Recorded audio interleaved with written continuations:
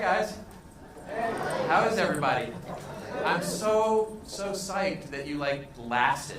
It was I told Joe last night. I said, so it's so great that you put your really good friend at the last slot, the whole conference, right? He's like, no, we're saving the no, pull that bullshit on me. Yeah. I'm so glad that you're here, and I'm so glad to get to talk to you today about differentiation. And I'm so glad that the room is full. I was really worried that it wouldn't be. By the way, this font, is this bugging anybody else? This font is making my eyes twitch. I gotta tell you, the way that these names are what? All right, anyway, I digress. Let's talk a little bit about story packaging and how we differentiate. When we were coming up with the title for this thing, you try and make it for something that, people want to come see and think about, so that, the hidden part is pretty clickbaity, but hopefully it is something that is a little unobvious that I noticed, that has worked for me in terms of what has helped me build whatever audience I have, my consulting practice to the extent that it's done that, the ability for us at CMI to do some things. There's a way that we go about things in content that has really helped us sort of differentiate out there with all of the different competition and everything that we see. So hopefully it's useful for you. It is, I will spoiler alert, a little more unsexy than certainly some of the things that I've been hearing about today with ChatGPT and AI and all these cool, nonsensical tools that we have these days. So let's talk about that. If you don't know who I am, I run around the planet and work with brands of all sizes, including small businesses, small content businesses, media companies, but primarily bigger companies, to talk about how they can make content work in their business a little more effectively, tell their story a little better. And that's really what I've been focused on for the last 13 years, certainly since I joined up with Joe at the Content Marketing Institute, and even before that when I was on the agency side and at some point on the client side. And so what we found over this really since digital started, let's call it, is this sea of sameness that's out there, right? So few of us are Jesse Cole with the Savannah Bananas, right? We don't get to go sort of completely orthogonal and go, hey, let's call it financial services peaches, and then we'll start talking about how peaches are really dollars, and we're going to make peaches, you don't get to do that. If your business is in financial literacy, or if you're coaching lawyers, or you're doing all these different kinds of things, it's really rare that you're not talking about something that isn't already getting talked about elsewhere. It's just really rare. We see a lot of successful businesses that have they are the first movers in a space. They are the wonderful sort of, unicorn-like things, like a Savannah Banana.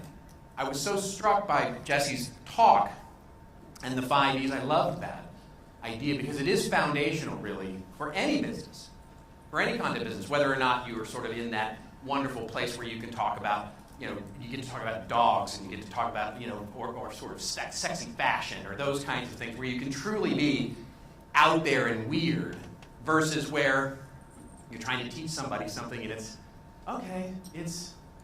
about how to do wealth advisors a little better, right? Or it's how to garden a little better, right? It's like you're trying to compete with all of that sea of sameness. So we see that out there. And I'm going to ask you all a question, which is, there are two places that we find ourselves. And I'm in distinctly one of these two camps. And I'll tell you which one after I ask you. But there's this sea of sameness where you occasionally have good ideas, good, remarkable ideas. But you're very good at packaging them, expressing them. You're a great writer, you create great videos, you can create, you have a team that helps you express those ideas in really clever ways, but it's hard to differentiate against all the others out there. The second is what we call the ocean of obscurity, which is you frequently have amazing, remarkable ideas, but you can't write worth a shit. You actually really struggle to express it. Now, many of us may be in either of those camps at any parts of our career, but generally we typically fall along one of these. So I want you to just take a moment, pause for just a second, and I want you to ask, because I'm going to ask you to raise your hand. The immediate response is you think, and I've just seen this a lot, which is you immediately think I'm in the ocean of obscurity, because my ideas are amazing. The screenplay I have in my head right now, it's going to be I just can't get it done. But think about it for a second. Think about it if you're in the sea of sameness because you're really you occasionally have good ideas, but you really know how to package them and you know how to put them in containers. You know how to make that TikTok video. You know how to do that. But it's out there sort of expressed in an idea where there's so much more. Or is it I've got crazy, amazing ideas, but I really struggle with expressing them? How many feel like you're in the sea of sameness right now? Okay. Now how many of you feel like you're in the ocean of obscurity? All right. That's about what I normally see.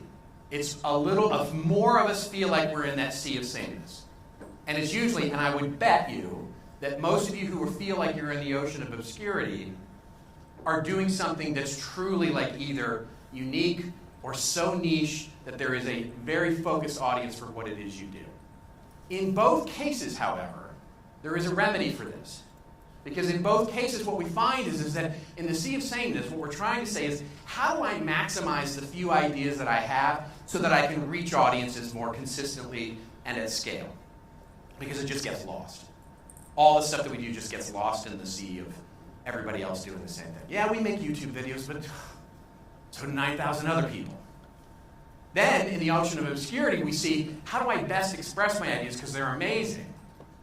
But I just don't have anybody to help me create those ideas, or I don't have anybody to think through them in a way that I can actually create the content. So it's a creation of the content, an expression of the ideas that is the challenge in both of those things. Now, there are the Jesse Coles of the world who are great at both, right? That's the little crab up there. That's Jesse.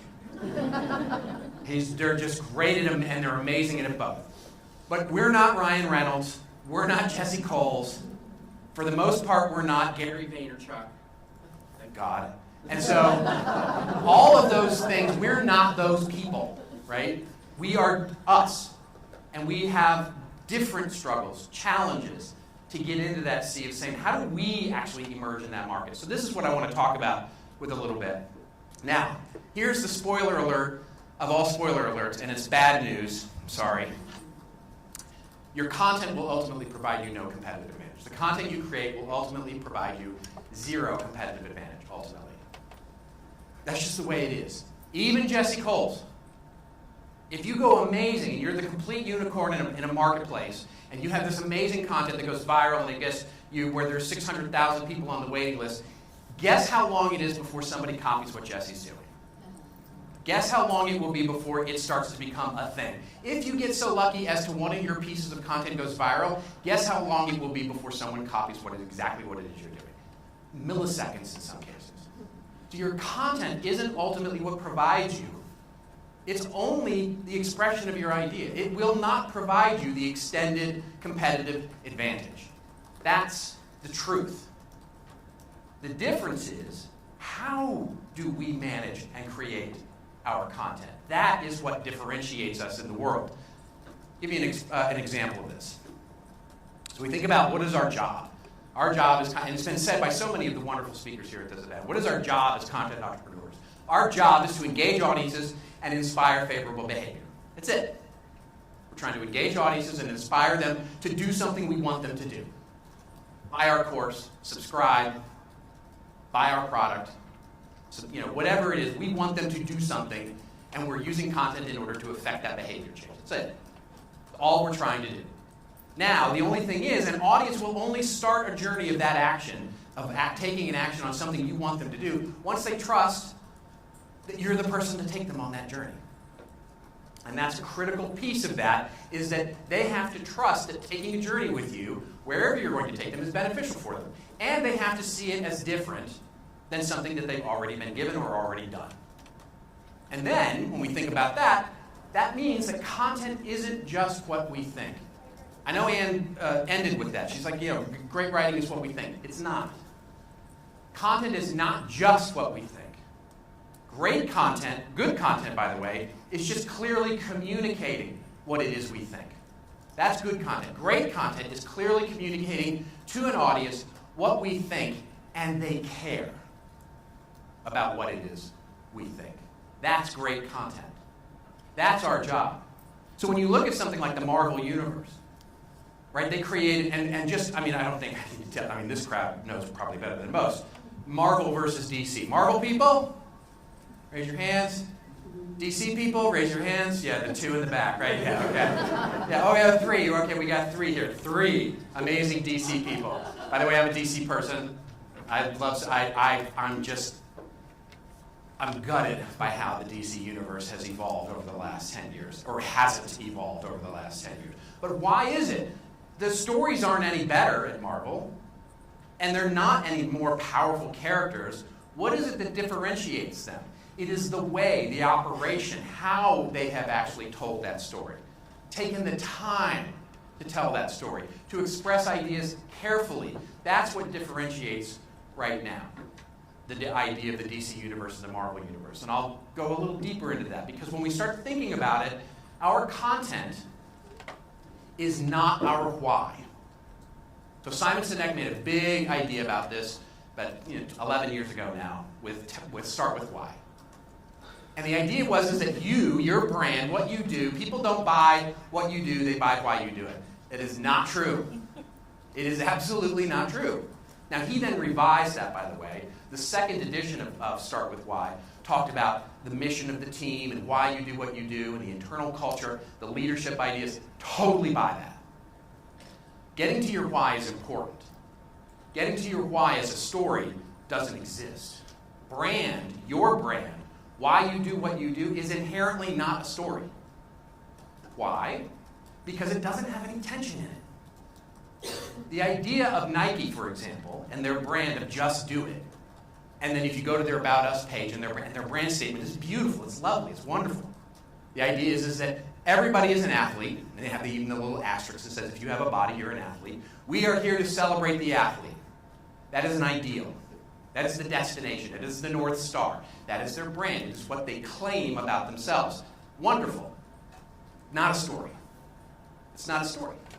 A story is the tension, the journey that they take us on to realize that that idea is worth pursuing, that that value is worth pursuing. So they introduce tension to it. So they introduce things like the Colin Kaepernick campaign, where they introduce tension and a storytelling idea into everything they do. All of the content that they create around the brand is what differentiates them. How they introduce the tension is what ultimately differentiates them, because why? It makes you care about the why. It makes you care about their brand. That distinction is very subtle but very important for us to understand as content creators. Brand is the destination. The stories that you tell, the content you create, is the journey. That's the key here. Find your stories. Work your ideas. Find your stories, then create your content. Remember, ideas have zero value until you express them. As long as they're in their head, they have zero value until you actually express them. But here's the problem with that. Once you express them, it's the audience that gets to determine their value, not you. And so it's really important that you find your stories, because remember, the ideas that you have and the expression of them are very different processes. They're very different ideas. There are plenty of people. I live in Hollywood, and I will tell you, there are plenty of people in Hollywood with amazing ideas that are trying to eat ramen and hot dogs.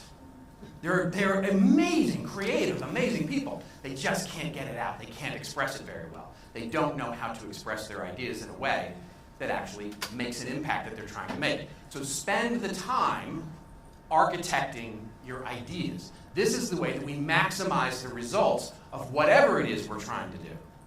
Spending way more time architecting our ideas than we do the containers that are going to try and be in them, because that's where we really start to fall down. Now, your brand story, this is not going to be a storytelling a workshop. There's plenty to talk about. There are amazing people. Tamsin Webster and A Red Thread. If you haven't read that, it's an amazing book. There are tons of storytelling ideas out there. I taught one at one point. So I'm not going to talk too much about storytelling itself. But I will tell you that the one little word is the most important part of that. In any content that you're creating, it is the tension. It is the word but. Introducing the word but to the content that you're creating is probably the most important thing as you start to express your ideas. What do I mean with that? Here's an example. This is an actual example. I took this, I won't tell you who, because I won't throw this person under a bus, but I went to a content creator, relatively successful content creator, went to their About Us page. The About Us page is, I am an influencer. I create content that helps esports players feel more confident about their most important financial goals. And I provide innovative investment strategies. I also help establish diverse business opportunities, and I help provide insight into financial planning and retirement planning, wealth management, brokerage services, college savings for your family, and more. Anybody interested in that? No. Why? There's no but. It's like just a list, and you will not remember any of that. How do we actually start to introduce tension into our content, whether it's marketing content or destination content? In other words, your course or the content that's promoting your course. How do you start to do that in a way that makes people care?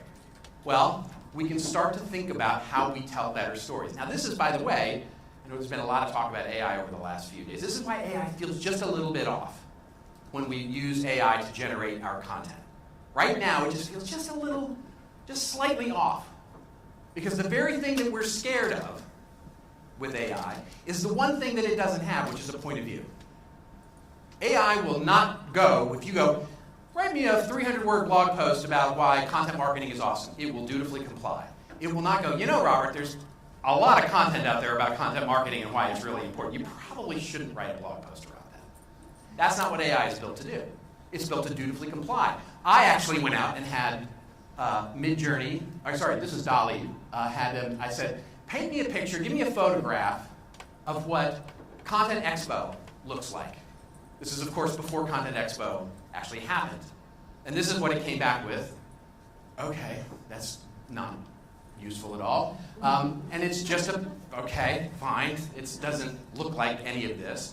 But you, if I had said, before you came, give me a picture in your head and tell me in detail, give me a picture of what you think Content Experience or Content Expo would look like.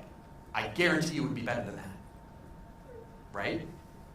So I also asked it, give me your point of view on the future of content marketing to AI. And AI dutifully complied and said, well, I can't actually provide you that. All I can do is look at the trends and the analysis and tell you what's going on from a best practices standpoint. And then it dutifully listed 10, it was beautiful, it's 500 words of 10 best practices in content marketing, none of which were like, wow.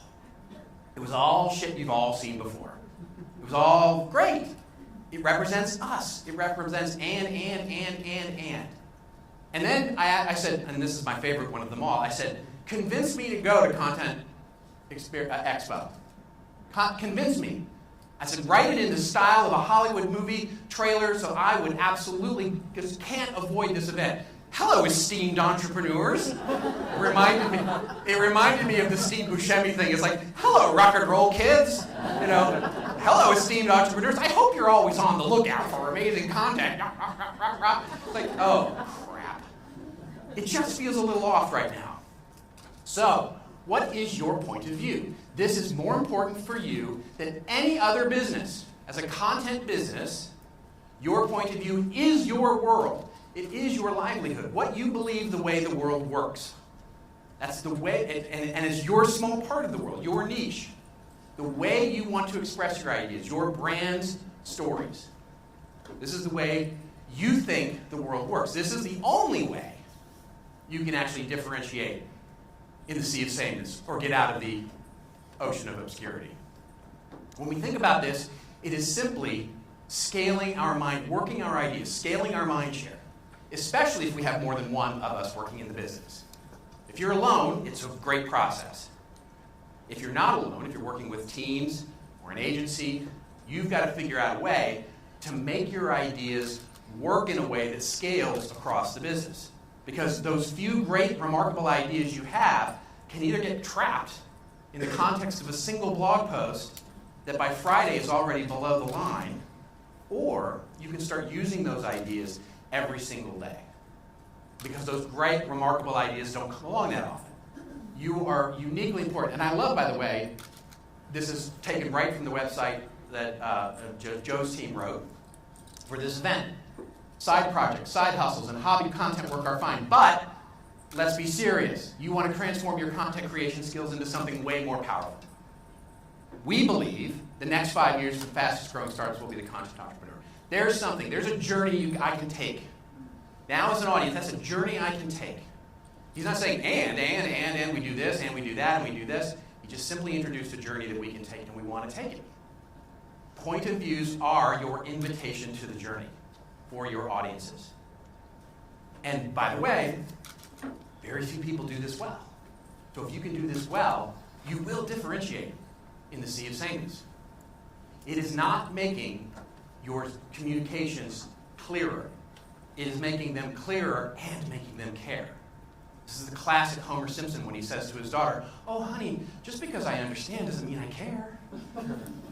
And that's so much of what we create in content is really centered on that. Remember, when we're writing marketing or promotional content, they are value propositions, not value facts. We have 10 years of experience on our team. The metaverse is an incredibly disruptive and wonderful space. Web3 and crypto are going to change the world. Our course solution will absolutely make you the smartest. Those are not value propositions. They may be value facts, they may not be, but they are simply not propositions because the proposition makes me care. Why? Why do I want to take this journey with you? So, what I'm going to give you first is this idea of a point of view architecture. This is something that we do for clients, and I hope it's useful for you. Because we have so few remarkable ideas, we need to take advantage of them. Now, it's going to look a little familiar for those of you who have done brand architectures or message houses or those kinds of things, because that's kind of what we're talking about here. How do we contextualize and really work an idea here? So it starts with our brand promise. Yes, of course, we have to align it with our why, our North Star. We want to align it. But for Nike, we're trying to give this to a just do it. We need to build a story and want to take a journey toward that thing. So we need to align it. So what is our brand promise? If we're not clear on that, we need to get clear on it. The second is there are our orientations. The orientations are what it is you do. It might be your channels. It might be the marketing channels that you have. It might be email versus your website versus the place where you guest post. They're all the places that you actually set up initiatives or projects or things that you're going to output or express your ideas on. Then we get to what we call the point of view architecture. And the point of view architecture starts with your point of view as a story.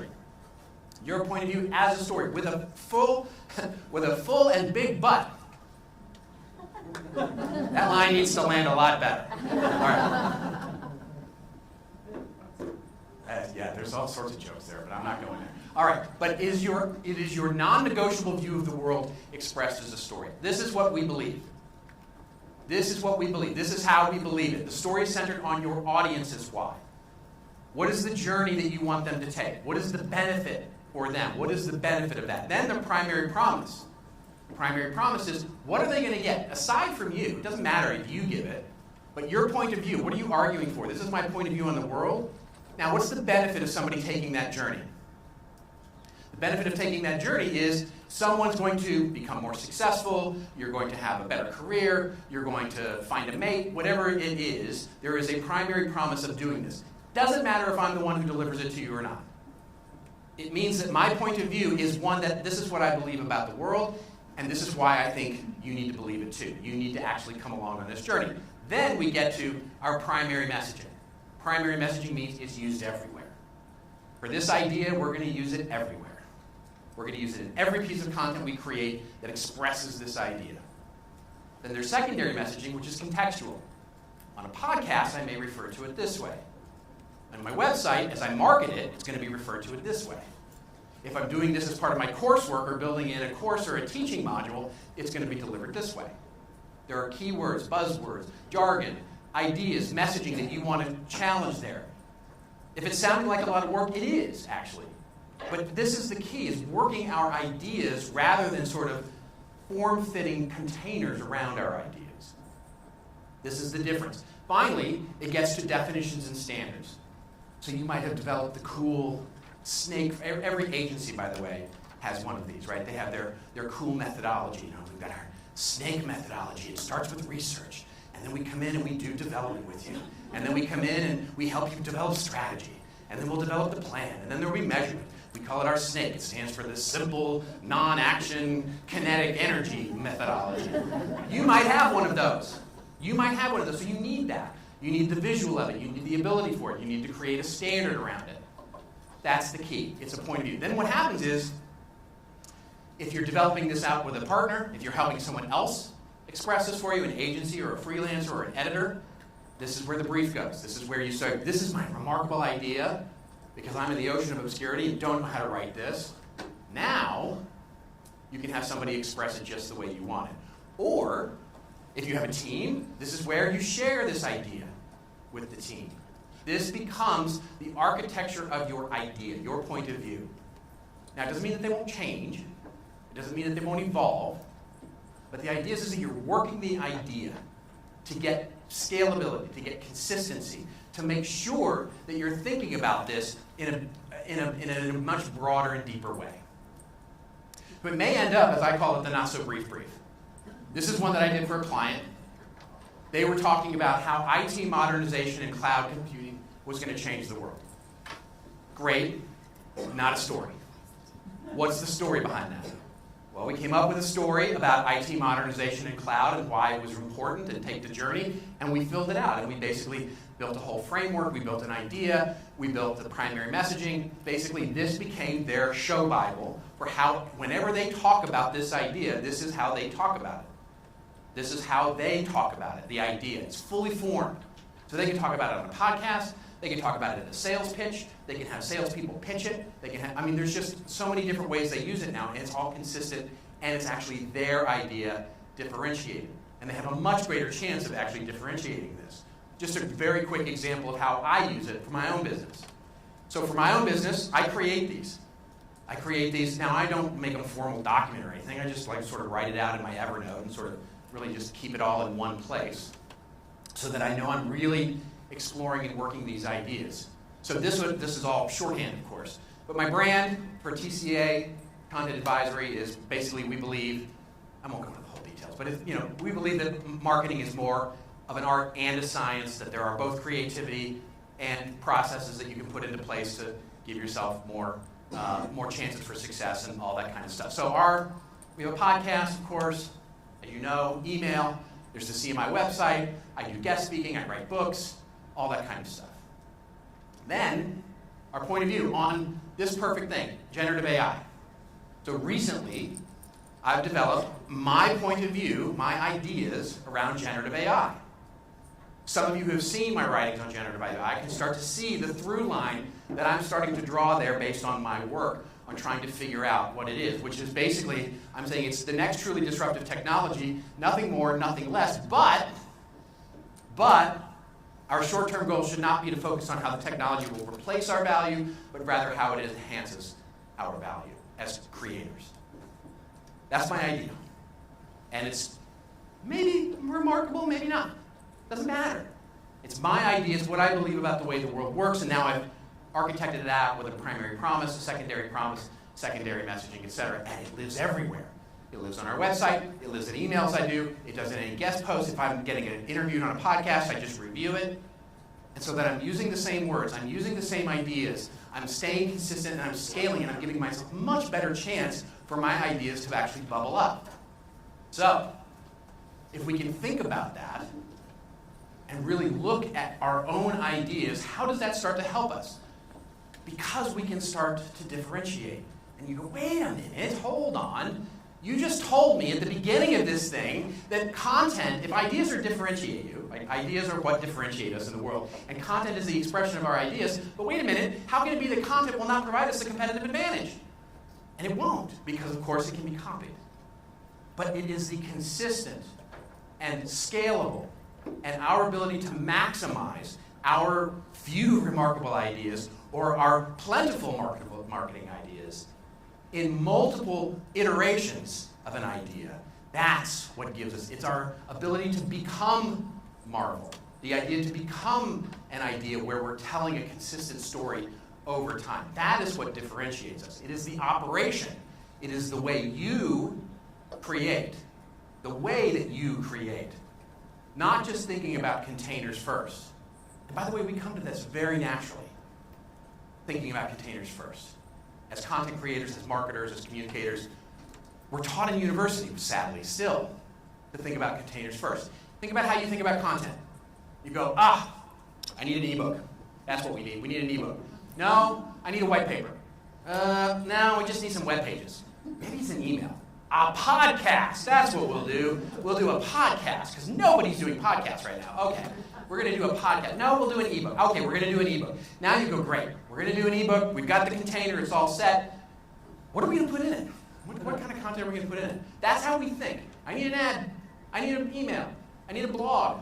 We think, I got to have a blog post. I've seen amazing ideas get trapped inside the context of a blog post simply because we needed a blog post for Friday. And all of a sudden, you go, what did you do with this amazing idea that you created in this blog? 6 months ago, you wrote this blog post. It's unbelievably cool and differentiating. Oh, right. Yeah, I forgot about that. Yeah. We don't really revisit that anymore. No, why not? I don't know. 6 months old. Aren't we on to the new thing now? Like, aren't we talking about, like, crypto or something? This is where we are with our content. Remember Marvel. Here's the hidden difference, that operation. We have to think about all these ideas that we're going to architect, because there will be many. Some of you will have lots and lots of them. Some of you will have fewer of them. Doesn't matter. We're going to have more than one. That is the first step of our content strategy. Harnessing and architecting our ideas into the idea of it could live in any number of containers, any number of ways we could do this. The key is not trapping ourselves into one container simply because that's the first way we thought of them. Here's the idea, a process. And I don't care if you're one person or 100 people, think about just a new process for the way that you think about ideas. Put the work, slow down your idea architecture so that you can speed up your content containerized expressions. So work the ideas. Ideas aren't cheap. Our ideas are precious. Our ideas are great and can be remarkable. Let's treat them as such. Not just throw them into any container we can. So plan. What is it we want to say? What are our stories? What are our brand stories? Then package them. Figure out how we can start packaging these ideas in a way that we can repeat this over time. The idea is then to produce all of those things and then ultimately publish them. I couldn't resist the 4P thing. I just did. Yeah. It took me forever, by the way, to get that. Okay, so appreciate that. It's adding that packaging step. That's the critical piece. Packaging our ideas gives us a chance to differentiate. It gives us there's no guarantee on any of this, right? Because it is that combination of a great idea plus the ability to express it well that gives us ultimate differentiation. But it's the key there that gives us the best chance to actually differentiate in that sea of sameness or get out of the ocean of obscurity. This is, like it or not, why something like Star Wars really works. They think they have a whole Bible and an idea about the way that universe works. Now, they don't often stick to it, to be honest. Some of us fans of Star Wars are like, okay, yeah, all right. But it is ultimately how you can have that many properties, that much content, and have it all generally hang together in a differentiating way. It is what ultimately differentiates them. It's how they operate. The idea of HubSpot. HubSpot didn't just write a book. That's how they started. They wrote a book. But then all of those ideas around inbound marketing started to become other things, blog posts, events, all the things that they did. But they built a framework around what inbound marketing really meant. They worked that idea to really understand the details, the figuring out of what was different about this idea. And by the way, it wasn't. Inbound marketing is just marketing automation. That's all it is. And we were all talking about marketing automation in 2007 until HubSpot went, no. It's a whole thing. Our point of the world is that inbound marketing will change the world. And it did. I mean, kudos to them. They actually sold us an idea, a point of view of the world, and differentiated that idea. How? By talking about it in a very consistent and scalable way across all kinds of platforms. That's the way that they differentiated it. But this means purposely slowing us down, purposely slowing down our content creation process to really work our ideas forward. So you can think about this. We can think about it like an example that I did. So I would say this is that client that I worked with, right? So they had their voice of client research. They did a wonderful research study. Great. What does that look like? Well, we started to break it down. Okay, there are ideas here. Now we need to do this in multiple kinds of initiatives or in multiple kinds of orientations, as I talked about. They had an industry rollout. They wanted to get a bunch of earned media coverage on this thing. They wanted to create a documentary film about this thing. All right, so okay, that's containers, but okay, these are the things, these are the initiatives that we need to think about. Great. We can break this down into story packages. These story packages can help us differentiate. One was going to be the global research. How are we talking about this? This wonderful voice of customer. The idea is, how are we talking about this in a media and comms, like to media and PR-oriented things? How are we talking about this to just the finance industry? How are we doing this in just the finance? How are we doing this in the documentary? That then turns into content packages, where we can start saying, here are all the content packages that we need to create. Forgetting about the idea of channel for a second and just saying, we need interviews, we need videos, we need text, we need all these things, these raw content elements that can ultimately be put into all kinds of digital assets for publishing. That process is what enabled them to scale this thing, create differentiation with one piece of research, instead of just jumping it all into a blog post and a PDF file that you can find on their website, which, yay, nobody cares about. But by creating those elements, they took a good idea and made it a great idea. Now, these story packages can become templates over time as you start working with them. I have 3 basic ones that I work with. I have what I call my destination or my content marketing strategy story package. Every single year, I know what I'm going to be creating with this package. This year, it actually includes my new book. But mostly, it's going to be, thank you, Heidi. So it's also classes for CMI University. It's a workshop. Guess what? You're starting to feel the meta in here yet? Okay, so you're part of it. Keynote presentations, anything that I'm going to be doing out on the road, website. Then there's my weekly column. Every week I have to come up with a new column for CMI. And I have to do that every single week. So I have to come up with an idea. So I have a package around that. Then I have my bi-monthly story. So I take that architected idea every week. This is my weekly one. Architect the idea. And I write it out in my Evernote. Like I said, I take my, whatever idea I have for my weekly column every week, and I architect that idea as a story. And I take that architected idea, and then I go, great, I write a specific version just for the CMI blog. I write a completely different version for the email that goes out. It's much shorter. It doesn't use as much jargon. It doesn't speak to the audience like they're inside. It basically takes a much shorter and truncated look at it. Then I write my web page, how it's going to appear on my website, because I don't want it to compete. So I write about it in a slightly more salesy way. Hey, by the way, if you want some of this awesome goodness, you should probably talk to me. That idea. And then I'm a guest on a weekly podcast called Rockstar CMO, and it becomes my interview. When he interviews me every week, I have an idea in the can and ready to go. This becomes the source of your idea, the point of view architecture. And so, in the sea of sameness, in the ocean of obscurity, your content will provide no competitive advantage. But what I would argue is the way you operate, an operation that architects your ideas and creates process, can. That's the real key. I'll leave you with one thought, which is there's a big thing we talk about, do what you love, and the money will follow. And I think that's nice and lovely and not true. If your audience loves what you love to do, the money will follow. So generate your remarkable ideas. Become your remarkable ideas. Work those remarkable ideas into a process. Don't market like a media company. Become a media company. That's the real difference. Thank you so very much for your time.